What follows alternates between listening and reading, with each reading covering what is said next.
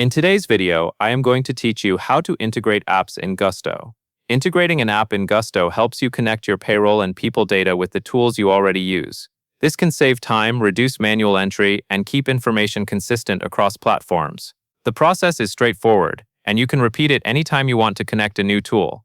To begin, sign into your Gusto account and look at the navigation on the left side of the screen. In that left menu, find and select the app directory. This is the area where Gusto lists the apps and services that can connect directly to your account.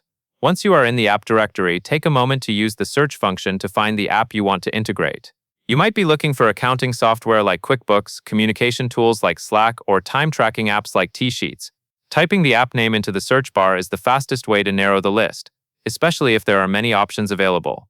When you see the app you want in the results, select it to open the app page. This page typically shows what the integration does, what information may be shared between systems, and any requirements you should know before connecting. Review this information briefly so you understand what you are enabling. Next, choose the option to connect the app. In most cases, you will see a Connect button on the app page.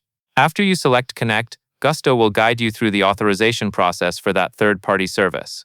At this point, you will need to log in to the third-party account you are connecting.